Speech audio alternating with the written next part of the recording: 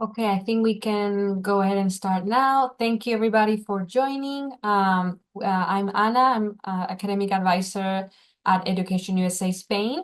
And our session today is about art and design education in the US in collaboration with the new school Parsons Paris. We have Mike who will be talking a little bit about this. And yes, if you have questions or you're interested in learning more about programs or what's it like to study in the US, feel free to send us your questions and we will answer them at the end of the session. I think the camera and the microphone are not available for you. So if you want to ask anything, you have to use the Q&A box, okay? The Q&A feature, and you can drop your question there and we will look at them at the end. If you don't know us yet, we're Education USA. This is a US Department of State network of advising centers. And what we do is we offer accurate, comprehensive, and current information about opportunities for US study at accredited higher education institutions. Our services, what do we offer? How can we help you? We do academic advising. We do information sessions about general or specific topic like this one, for example, and with US higher education institutions, university fairs, presentation at local schools through Spain, etc. The important thing is that all of our services are free, so if you ever need more information or a little bit more of assistance with this process, we can help you and guide you with all the steps. Finally, just to finish what I have to say, basically, we have some other events coming soon about the 5 steps to study in the US for graduate and undergraduate degrees.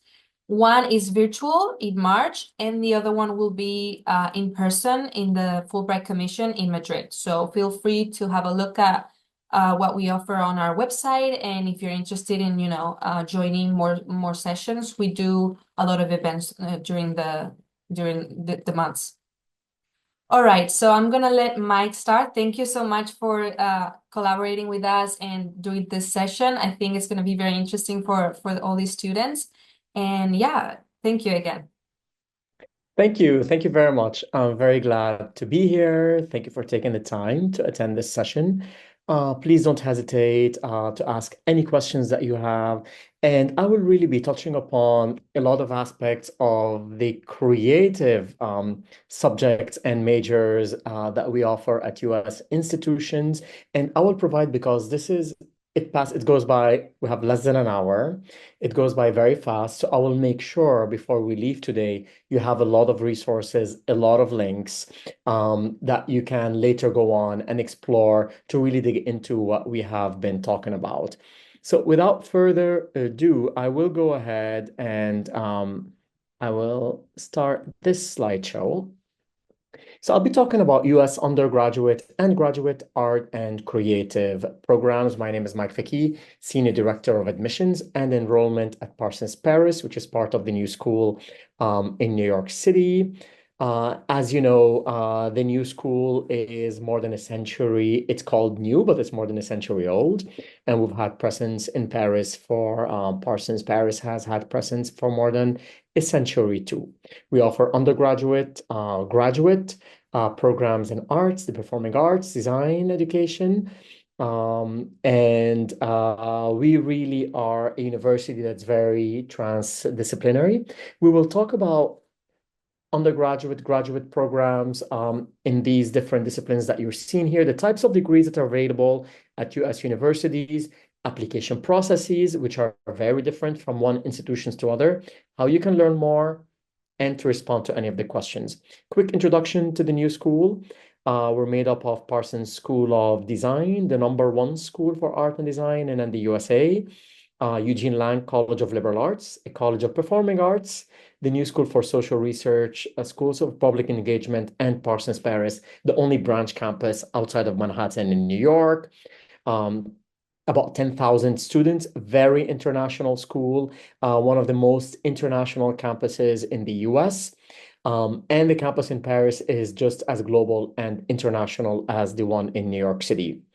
This university has many cross-disciplinary majors. has been built on social justice with intensive critical theory, innovation, and sustainability are at the heart of what we teach and what we practice. Some ideas of majors that we offer in the different schools, which is a great start for the discussion that we have today. For many of you, you may not be used to seeing in one university that has 10,000 students in 5 schools such a diversity of programs, and many of which may cross over between the liberal arts, the visual arts, and the performing arts, and dual degrees. This is just an example of what you may find at US institutions that provide creative disciplines on undergraduate and graduate levels. This happens to be the undergraduate. Interestingly, also, especially for students who are not familiar with the US higher education system, while you have specializations that you may see on this screen here, on this slide, we also offer what's called minors. Minors are lesser specialization.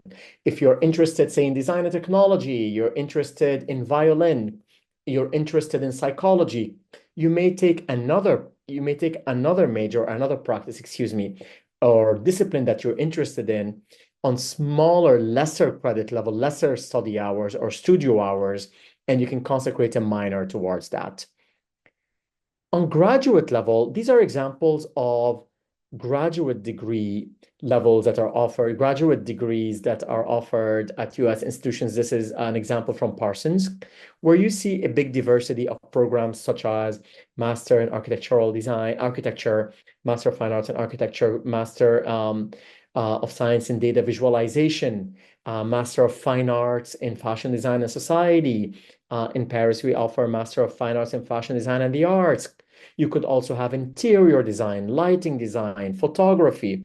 In the performing arts, you may see another type of programs that are offered, orchestral instruments on an undergraduate level, a Bachelor of Music. And this is also something that is always interesting, working with students, undergraduate and graduate, who may be in Europe and interested in US degrees. We may be used to in Europe to, for instance, a Bachelor of Arts. The same major you may be taking in the US is called a Bachelor of Fine Arts. It doesn't mean that one is studio, the other is not. This is why it's very interesting to look at the major that you're interested in, reading about it, exploring it. The acronyms, the titles may be different, but they maybe mean the same thing or vice versa. Here we're talking about a Bachelor of Music, for instance, in classical guitar, in voice, in piano, in theory. Same thing, Masters of Music, Professional Studies Diploma. A school like ours offers a performer, composer, master degree levels, jazz and contemporary music, arts management and entrepreneurship. You will see many different kinds of schools offering different types of these majors. Some of them are very specialized, as I will mention later. Some of them are more open-ended in, let's say, state universities, public universities. Some of them are private schools like ours. In the dramatic arts, here again, you may see dramatic arts that we call the Bachelor of Fine Arts in Dramatic Arts. Or you may also be interested in a Master of Fine Arts in Contemporary Theater and Performance. There are schools that offer pathways that link together, bring together this interest that you may have in liberal arts, in humanities, but also in fine arts, in the performing arts, and this is an example of it. Not many schools do that, but you see more and more schools offering such degrees. And some schools have branch campuses like ours. You are a US university, you're a student at US university, but you have chosen to take this rigorous curriculum, to study in this rigorous curriculum, to enroll in it outside the US. Let's take the example of a Parsons Paris, where you could be taking classes on an undergraduate, graduate level, or summer intensive degree seeking programs. Art and design schools in the US also may incorporate a lot of multidisciplinary research centers and institutes and labs, and these are examples. So again, you go back to this starting point of what kind of university or school are you looking into. You are interested in art, design, the performing arts, visual arts. Are you looking for a very technical school? Are you looking for a school that allows you to combine disciplines? Are you looking for a school that may allow you to have a major in a discipline that you're interested in and a minor in some very different non-art, non-design, non-performing art related discipline? You may also be interested in university or school that has research centers or institutes like the ones I have here on my screen right now. On a graduate level, on a master level, meaning after you've finished the equivalent in Europe, in Spain, for example, would be a 3-year degree where you have your bachelor degree. In France, it's called licence. Uh, in the US, it's a 4-year degree. On a graduate level, most US graduate level degrees are 2 years, but increasingly, including for us at the new school, we have 1-year degree programs, and those are equivalent to European master degree levels. You also have minors and certificates where you can take a major in one discipline or topic and a minor in another one, or certificate programs in something totally different.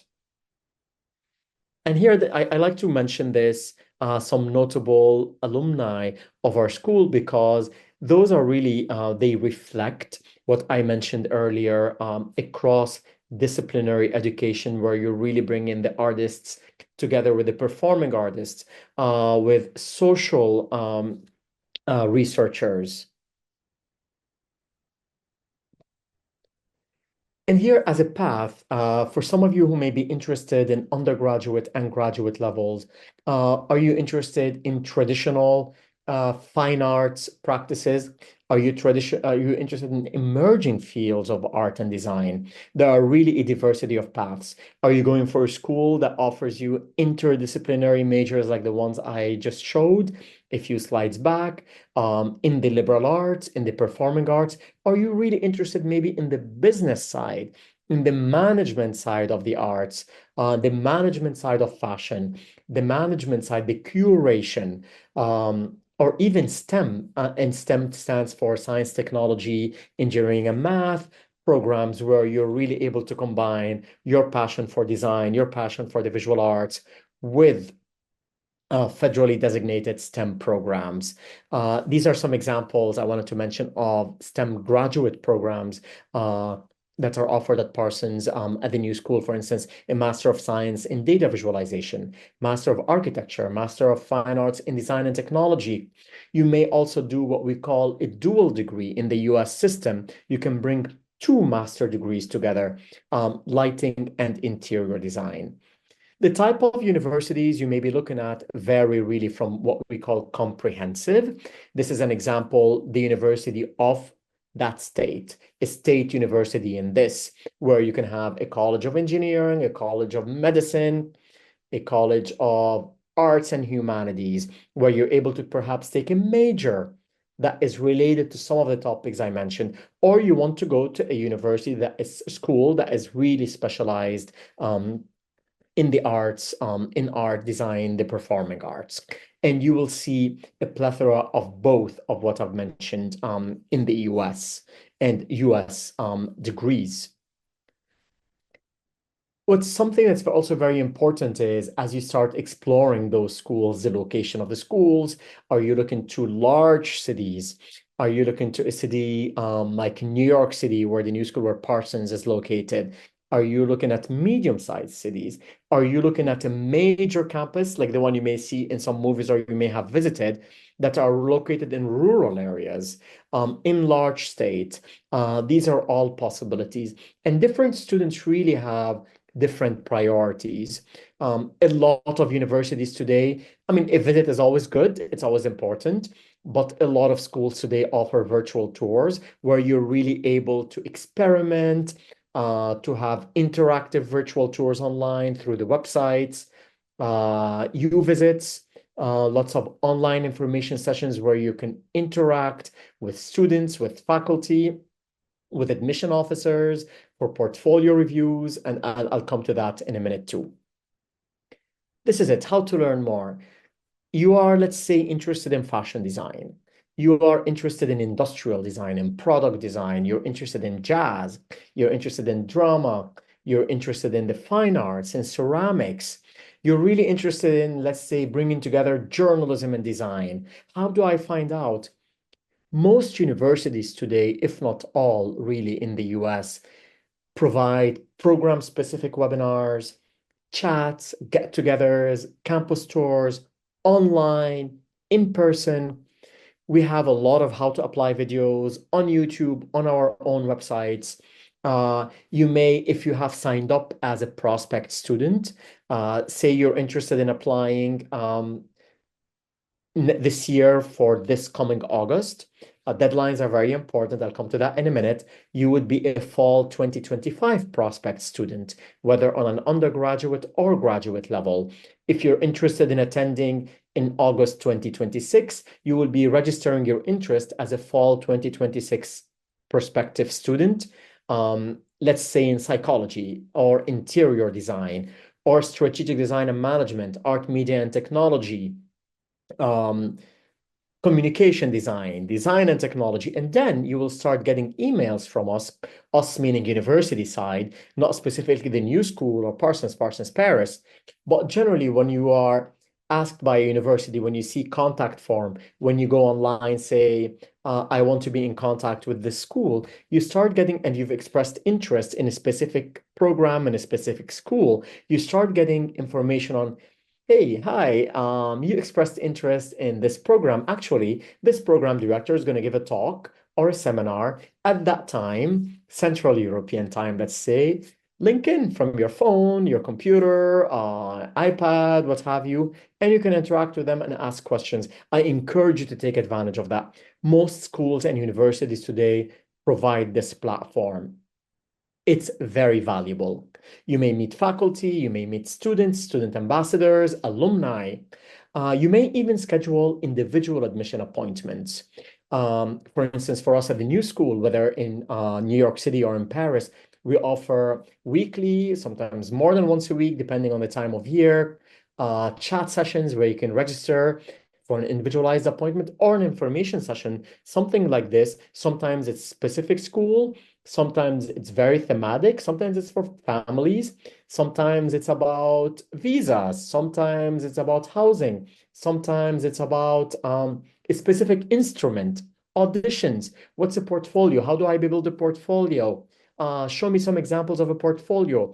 These are all possibilities that you may find online, and you can sign up to get info on this and get invitations for those online or in-person events.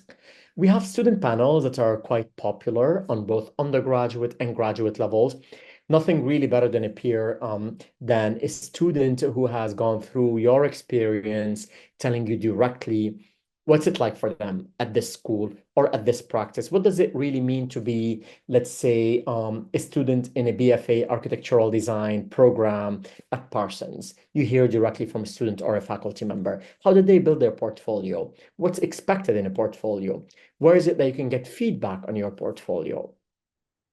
You may attend public programming. A lot of universities like ours, you go public programming, let's say the new school, and you see a lot of it listed online, and you can register to attend, just as we're doing right now. It gives you a major window, really, and even an open door into a school and what to expect and the culture of a place. Student work pages are very important. Sometimes I meet with students who tell me I'm hesitating between this major, this specialization, and that one.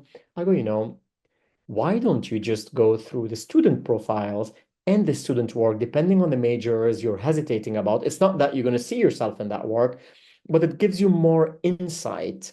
What's a BFA in communication design? What's a BFA in art media technology? What's a BBA in strategic design and management? What's a jazz program? What's the difference between dramatic arts, drama, and theater? We have student work, we have student testimonials, and a lot of schools have these categories in which you could really go into research to their web pages. Oh, this is the profile of a student. This is what they do in class. These are examples of what they have done. Accreditation pages are quite important of universities. Social media accounts, Instagram, TikTok, YouTube videos are really also a very valuable insight into the happenings in classrooms, in studio spaces, auditions, some of the seminars happening, some of the career outcomes. These are very important questions to ask, and some of them you may get those answers indirectly through some of the social media postings that you will be seeing on the different platforms. A talk with alumni, students mentioned featured in some magazines, some data that they may provide. They may even advertise some events. We have an event going on happening in about 10 days or so at Parsons Paris with our head of careers, for instance, to give examples of how are students prepared in the creative industries for their first internship, their first job. Um, Open house events are a big deal. In the US system, whether in person or online, we put a lot of emphasis on interacting with prospective students, whether they be on an undergraduate or a graduate level, regardless really of the major you're interested in. Um, we want to make sure we show you our facilities. You meet the people who teach you, who make decisions on your application, who will support you in terms of student support services, student success. And this may be in person or online. And especially we've seen this um, number of facilities available online for students post 2021, post 2022. A lot of schools, most schools today allow you to interact in very advanced way with universities, admission officers, faculty, students, alumni online without the need to visit places or studios or schools. National Portfolio Day is a major asset for students. I cannot repeat enough how important it is. If we just look up National Portfolio Day Association, there are lots of events that happen online. If you're applying to art school, if you're applying to an art design program, most of our schools, we were requesting what we call a portfolio or an art book. And each school, each university has different requirements. And events that are held in person or online through the National Portfolio, they would allow you about 10 to 15 minutes with a portfolio reviewer representing a university, looking at your artwork, giving you feedback. This is not an exam, this is not a quiz. You'll not be given a certificate at the end of this. You will not be paying anything for this. This is just really a way to be supporting students before they submit their application and to even learn more about the school, the university, and your portfolio and the major you may be interested in. And those, they are available online or in person, and you have to register beforehand because those fill up very quickly. So because our time is limited and I'm aware of that, I wanted to put this screen here, and I encourage you to take a an image, a screenshot, a photo of this. These are some resources that I have found from experience have helped students a lot. A guide to art and design schools in North America, where not only do you get to look at the schools, in some of them in ICAT schools, you will look at um, portfolio tips, you will look at events happening, what's a major, career tips, student panel for very different schools, a big list of art and design schools. The second one is also very helpful in terms of what to study in the performing arts, art and design. You're interested in contemporary dance, you're interested in music, classical music, um, instruments, voice. You will get some insight into this. What does it mean and how do I apply? What kind of schools are there? QS Art and Design's guide, I find this also very helpful for students exploring courses. Again, the terminology is very interesting and navigating both sides of the Atlantic in terms of, for instance, what's fine arts. It's very funny if I meet a student in Spain or in Italy or in France or in the United Kingdom talking about fine arts, in their mind, they may be referring to something different from a student we may meet in the US referring to a Bachelor of Fine Arts in Fine Arts or a Bachelor of Fine Arts in Fashion Design. because for us, those are all bachelors of fine arts in a specific discipline. So this really gives you insight into that. I encourage you to look at that. There's also an Education USA website for graduate arts and art education resources that are quite helpful. I encourage you to look at that. And then for music degrees and majors, which are more of a niche, also QS has that helpful website that you have there. Application requirements, as I mentioned at the beginning, each school, although there are many similarities, each school has really different requirements, different deadlines. Where do I find an application? In general, not all schools in the USA for undergraduate level education and majors and applications have their applications housed in what's called the Common Application Platform. Most do. Chances are you will start an application if you go an undergraduate to the US through the Common Application, but there are many other platforms that are possible. Some schools have applications directly on their website. So locating the correct application is very important. I mentioned BA, BBA, BM, this big world of acronyms. This is to say that in Europe, what could be known as a Bachelor of Fine Arts, maybe known as a Bachelor of Arts, is a Bachelor of Fine Arts. An MA might be MFA.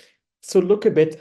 Generally, it's very important. I mention it because we have an MA, a Master of Arts in Fashion Studies, and we have a Master of Fine Arts in Fashion Design and the Arts. One of them is a research academic approach to fashion. One of them is a studio-based, really program that allows you to create a collection at the end of it. And I see quite often confusion, and although our website goes into great length to explain the difference, students submit an application for one they meant for the other. So that's why explore where you're going to locate the correct program you're applying to and the correct application. In the US, statements of purpose are quite important. We read your essays. This is really an opportunity for you to tell us why you find our school special. And when I say our, I'm meaning any of the school you're applying to, US school, US degree. We're quite curious as to who you are. Why did you choose this school? Is there something specific in the program? Tell us about your creative journey. Some schools may require a video chat. Some specific programs may have supplements.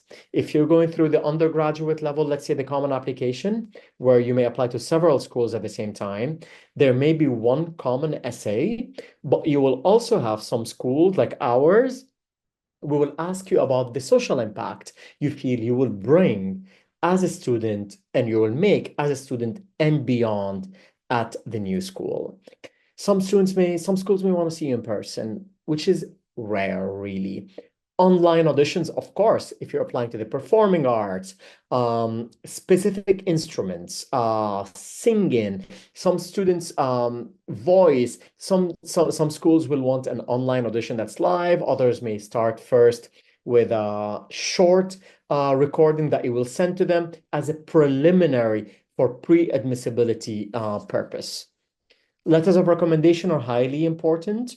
For undergraduate level students, we would like to see from an instructor who knows you well. And if you have what we call in the US a college counselor, um, in the UK, we see often the head of the sixth form or the main tutor. In France, it's what's called the conseiller d'orientation. In Italy, it could be one of the three. So really someone who is helping you in your college application process, or if none of those, someone who knows you well at your school, who could tell us about a bit about you academically in terms of who you are as a student. On a graduate level, we really want to see faculty insight. Some students ask us if I've worked before, if I've had an employer, may I also submit a letter of recommendation? Definitely you could. Ideally, this should not replace an academic letter of recommendation. But each school, again, here is different, so you do want to find out. Resumes are very important, CV. especially for graduate level. On an undergraduate level, if you're filling what's called the common application again, maybe you already have an account, you will see there's significant section on what you may want to share with schools, share links, meaningful internships, even if it's not really related. This is a question that comes up very often. Let me take the example of fashion design, which is a very selective program at Parsons Paris. And students say, do I I've had a lot of volunteer activities. I've been in Model UN. I've done theater, but it's not really related to fashion. Do I need to mention it? Yes, yes, yes, and yes. Uh, we're not recruiting at the age of 17, 18, 19, or 20 a fashion designer for undergraduate level. We're recruiting a student who will contribute to a community and the campus. So even if it's not really related to a major from our own point of view at the new school, we want to know what you have done. Again, maybe some other schools have different specificities, but rarely that is the case. Transcripts and equivalencies, very important. Some schools may accept a prelim on an undergraduate level. The majority of US schools want to see official transcripts come directly from your school. Now, if you've attended a Spanish high school, you do want to make sure that you have an English translation of your transcript when submitting it. On a graduate master level, when you're applying, some schools like ours say, for the admissibility phase, we will accept an unofficial meaning something that you submit yourself, transcripts with the translation if necessary. But if you're accepted and you deposit you want to come, we will want to see official documentation coming directly from your school or the institution certifying your graduation and what we're seeing as a diploma. Based on the program, some programs may require a writing sample. If you're, let's say, applying to an art and design program, but an academic field, research field that, as I mentioned, a Master of Art and Fashion Studies.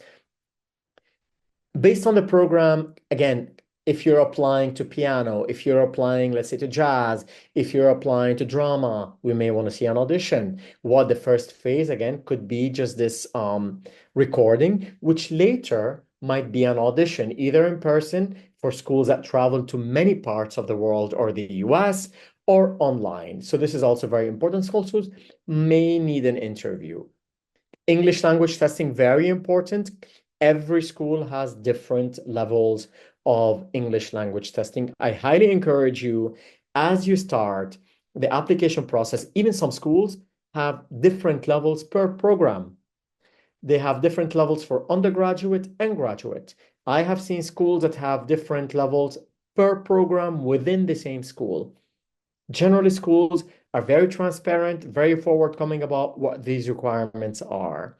Some schools may require from you course by course evaluation. If you have an undergraduate degree, let's say from a college, a university in Spain, and you're applying to the US or an art and design performing arts program, some schools may say, we need an independent evaluating body such as WES West to give us a course by course evaluation. Other schools will tell you, submit what you have. If we need more information, we'll get back to you. So both are possibility. This is an example of a graduate application, and this happens to be to Parsons, just to show you what could be expected. Excuse me, this is performing arts. This is just for your reference to visually see. Undergraduate level, undergraduate again, I mean, you're finishing high school, secondary school, you have finished, or you're finishing, or you're in a gap year, and you want to go to the first year beyond the secondary school. This is what an application to the new school looks like, to any of the programs that I've mentioned.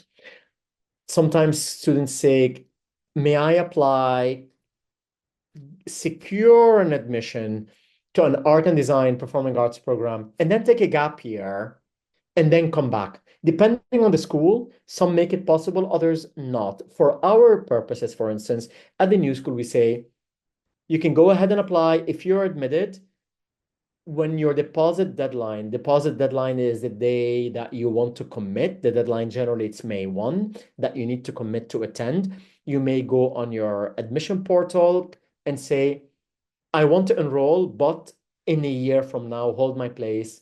I'm paying $500 for you to hold my place, and that's called deferral. So that is a possibility. Some schools accept it, others don't. So this is an example of what we require in general of an application. Of course, there's the portfolio bit. Um,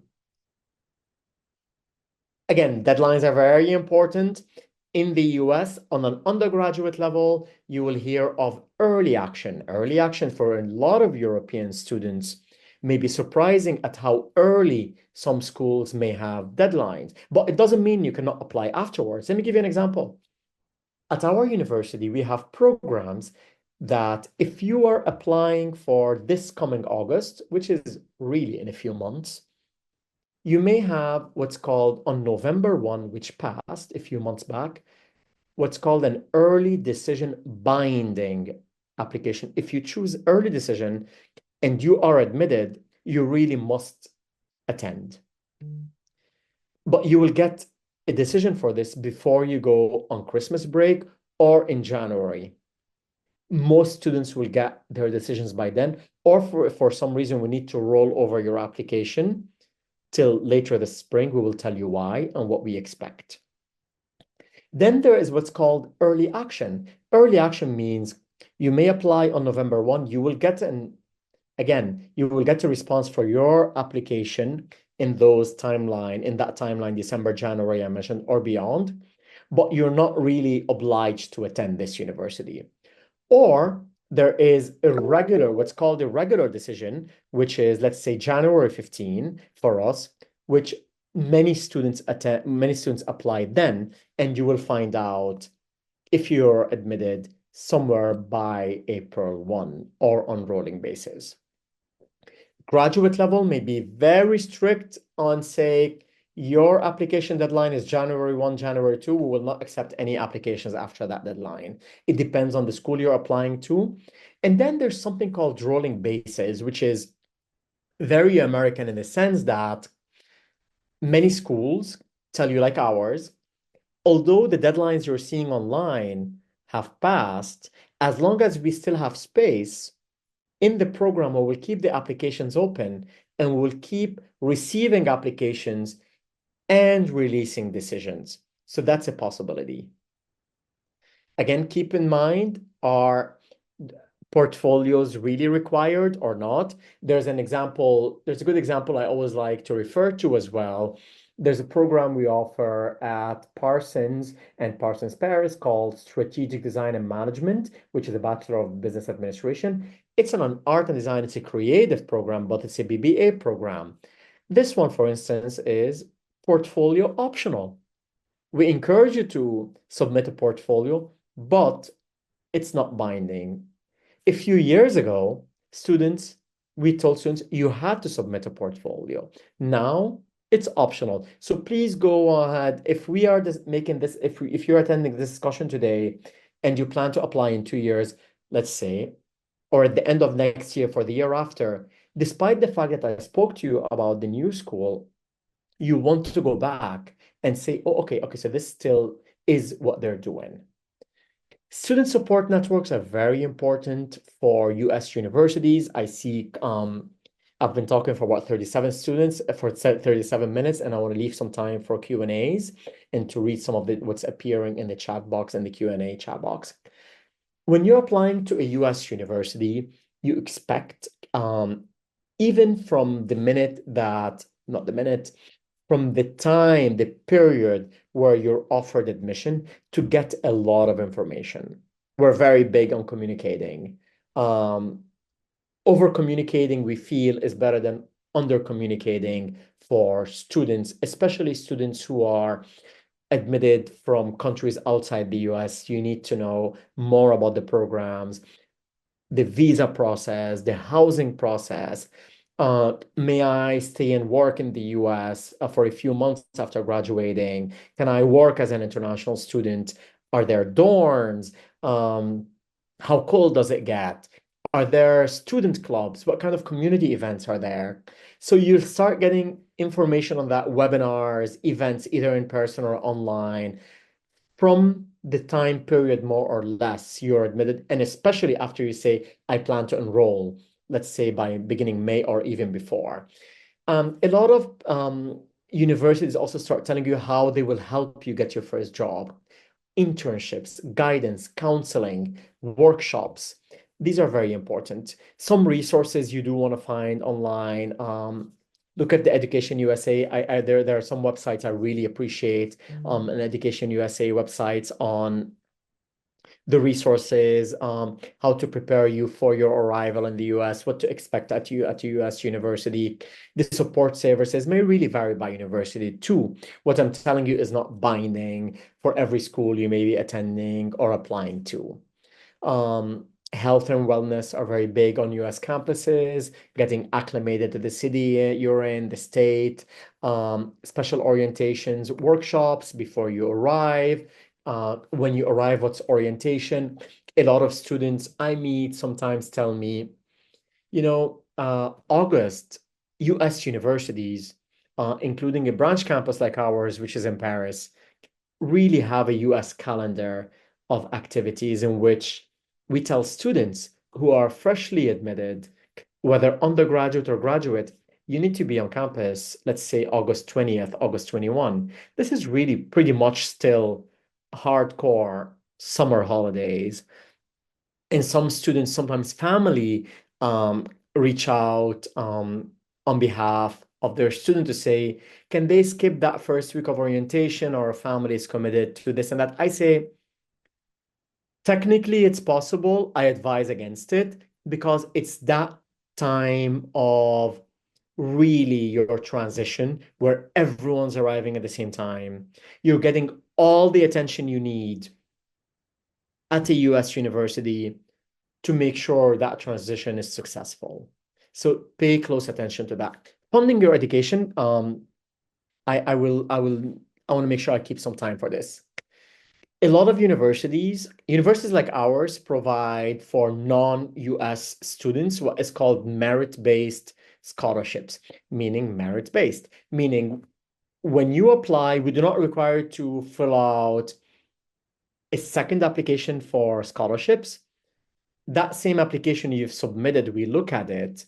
We look at your academics, if a portfolio is required, your audition, if required, your statements of purpose, the essays, the two letters of recommendation, your extracurricular activities, your overall application comprehensively, and decide in your admission letter, you will find out if you've received any form of scholarships. There's some universities that offer what's called need-based, meaning they will require you as a student to give them details on the income that you may be earning, or your guardians, your family earns, your tax returns, and based on that, provide scholarships. And then there's what's called external scholarships.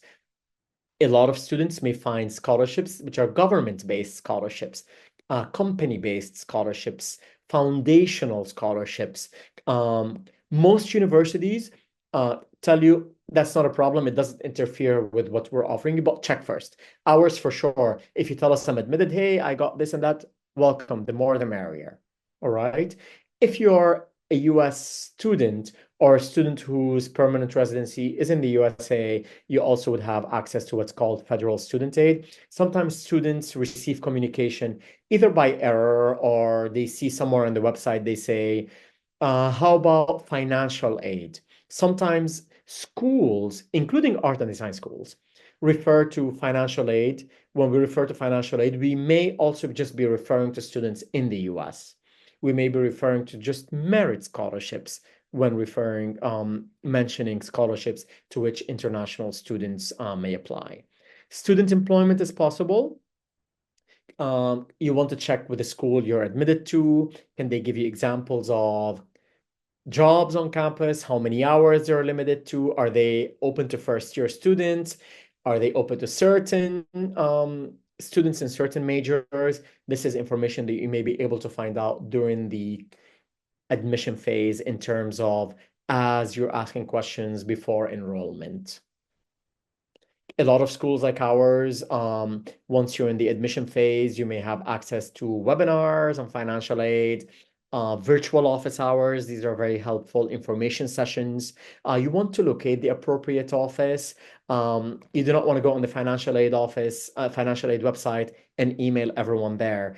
We will make sure I say we will, but a lot of universities and schools, including art and design schools, will say contact this email or in US time, Central European time, between this and that hour, click on this link and you will see someone talk to you live or chat with you. These are resources to consider, and I wanted to bring for you into this session having undergraduate, graduate, students of different education levels in terms of where you are, whether in secondary school, in college, you finished college a while ago, you want to go back to college. These are some statistics, these are some studies that are quite interesting to explore and to read through.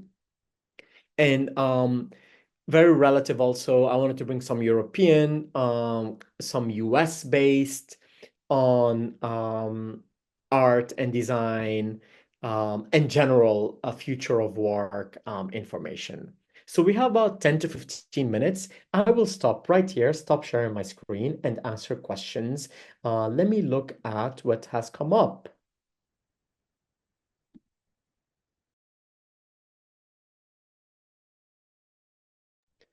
So I will start the very first one. Is it possible for students of the MFA in contemporary theater and performance to apply for curricular practical training? So to get the curricular practical training, if this is about employment post, this is not STEM designated, but you want to reach out. If this is the new school, send me an email and I'll let you know for sure if this qualifies or not. And it says Education USA Spain is going to answer this question live. Anonymous attendee, thank you for this session. You're welcome. Art courses for sure. Seminar, research paths with Fulbright. Yes. So very importantly for Fulbright, most schools, it's very important when you're applying to Fulbright that you are on US soil, right? You may apply, for instance, at the new school, you want to apply to master degrees that are in New York. A lot of schools, you go to the website and you will see a Fulbright section or qualified for Fulbright. And if there's a specific program that interests you, please connect with the program to see if it qualifies for Fulbright. And would like to pursue further education with no necessity of obtaining a diploma. So that's depending on the school and depending on the Fulbright that you have. Student residencies, anonymous attendee, we have student residencies. I assume you're mentioning New York City. Every school, if you're applying to the new school in New York, yes. If you're applying to the new school, Parsons Paris, we partner with API International to provide student housing, whether individualized or shared. Jonas, thank you for this question. Do we provide scholarships for international students? We provide merit scholarships for all students who may qualify based on merit. Regardless of your nationality, we look at your academics. If you've submitted a portfolio, if you've submitted an audition, if this is required, if you're auditioning, we look at all these aspects of the application process and based on them, let you know if you've qualified for a merit scholarship and by how much.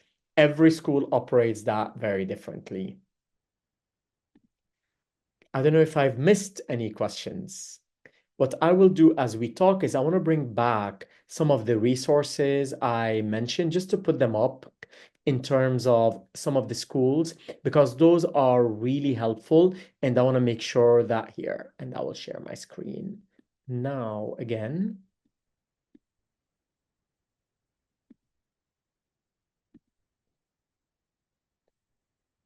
Bear me 1 minute, please. There you go. I don't know if you see my screen right now.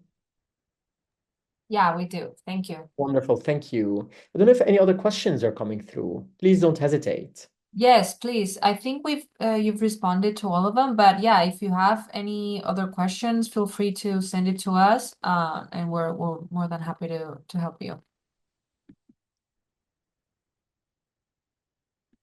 They're asking for your contact information if they Sure, want to sure. I'll answer contact. it right here.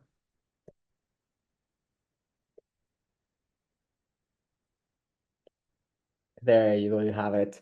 And actually, what I will also do is I usually have a QR code.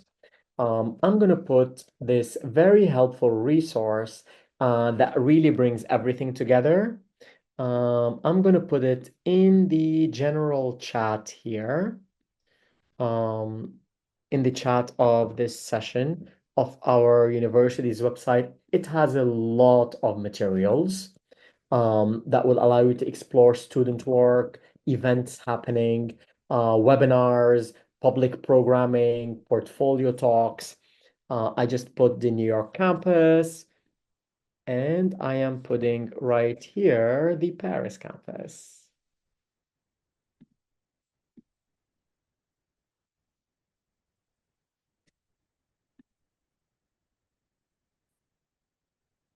Perfect. Thank you. I think I also want to say something about the question about this person interested in doing like a non-degree program for Fulbright. There is a scholarship that they can apply for through Fulbright Spain to do certificates to non-degree or masters for in arts. So I recommend you to, check that out and if you do have like any certificate programs, if is there something you could like talk about regarding that or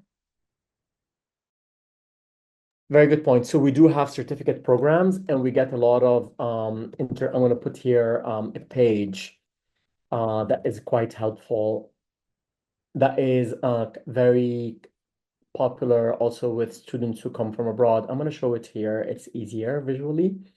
Um, Let me just shoot full screen. I hope you can see this. These are certificate programs, and you may explore them by areas of study: creative writing and journalism, graphic and digital design, leadership management, marketing, photography, fashion, humanities and social sciences, media, film studies, fine arts, interior design, online. So I encourage you to look at those. And when you click on them, um, let's say you click on this, you will see the courses required, about the certificate, who should enroll, what you will learn, and why the new school. I hope that this is helpful. thank you so much. Yes. You. And what I had mentioned earlier, I want to go back to this because I always find, let me take an example of this program, undergraduate program, our work. This is really for students, let's say, who are interested in specific disciplines to see what students in art and design school do to bring to life what we talk about: a certain major, what is a certain practice, what is a certain product, what's a certain portfolio, um, and what students may do in a first year, in a graduate level, undergraduate level. When we talk about the performing arts, um, I know there were or programs for two questions that came up on the performing arts. This also is very important, student life. When I mentioned in the US system, the emphasis that we put upon the student, their pre-arrival, their arrival, their well-being on campus, careers, of course, and then say you go to the new school, artistic life in New York City. These are resources at your fingertip as you're researching a school, as you're looking at events, and how do you connect with us? That's very important. Okay, outcomes for students studying in these disciplines. These are also information, this is information and resources that we also have online.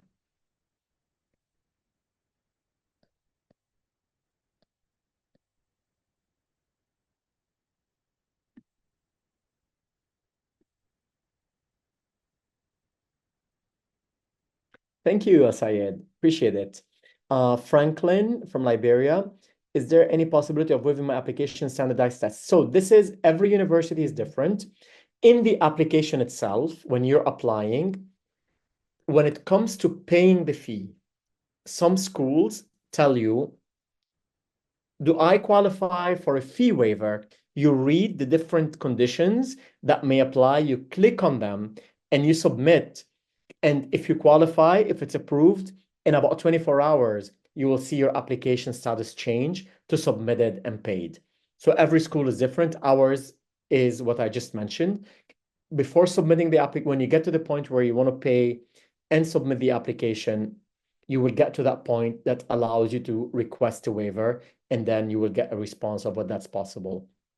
Language testing, students will have to take the language test and submit it. Knowing that there are many different ways to take language tests. Some of them are the traditional ones like TOEFL and IELTS, but we also accept Duolingo. But then it really depends on the school you're applying to. You need to check with them what they accept and in which format, and if they may provide what's called vouchers to take language tests for free.